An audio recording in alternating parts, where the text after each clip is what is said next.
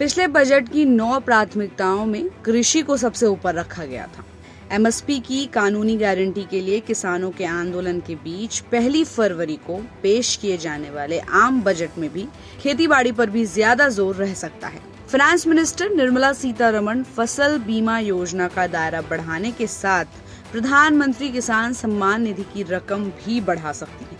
अत्याधुनिक टेक्नोलॉजी के उपयोग को बढ़ावा देने के कदम भी उठाए जा सकते। साथ ही किसान क्रेडिट कार्ड से कर्ज की लिमिट 3 लाख रुपए से ज्यादा बढ़ाई जा सकती है। कुछ एक्सपर्ट्स का कहना है कि एग्रीकल्चरल वैल्यू चेन मजबूत करने के लिए लॉन्ग टर्म के उपायों पर फोकस रह सकता है। शॉर्ट टर्म में सरकार डायरेक्ट बेनिफिट ट्रांसफर और फूड कूपन्स का सहारा ले सकती है, जिससे रूरल कंजप्शन बढ़े, क्योंकि ग्रामीण इलाकों में महंगाई ज्यादा है और रूरल डिमांड पर असर पड़ रहा है। प्रोडक्टिविटी और आमदनी बढ़ाने के लिए लॉन्ग टर्म के कर्ज आसानी से मिलने की व्यवस्था करनी चाहिए। वेयर हाउस और स्टोरेज सुविधाओं को बेहतर बनाकर उपज की बर्बादी घटाने की भी जरूरत है। सूत्रों के मुताबिक प्रधानमंत्री किसान सम्मान निधि के तहत दी जाने वाली सालाना रकम 6,000 रुपए से बढ़कर 8,000 रुपए की जा सकती है।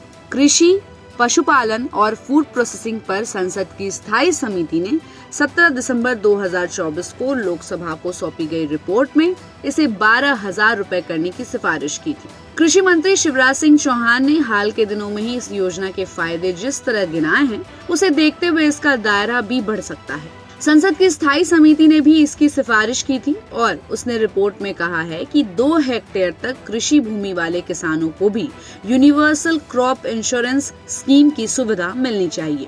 वहीं एक्सपर्ट्स का ये भी कहना है कि चुने हुए क्रॉप क्लस्टर्स के लिए फसलों पर आधारित कार्यक्रम शुरू किए जा सकते हैं।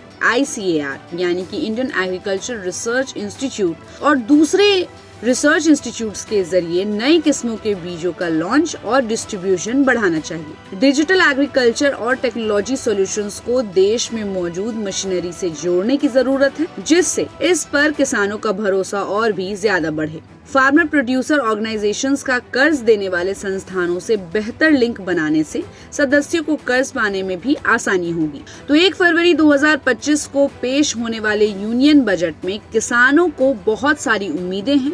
किसानों के हित में कई ऐसे फैसले लिए जा सकते हैं जो किसानों को फसल उगाने के लिए और भी ज्यादा प्रोत्साहित कर सकती है। तो इस पर आपकी क्या राय है, हमें अपनी राय कमेंट बॉक्स में दें और ऐसी अपडेट्स के लिए देखते रहिए गुड रिटर्न्स।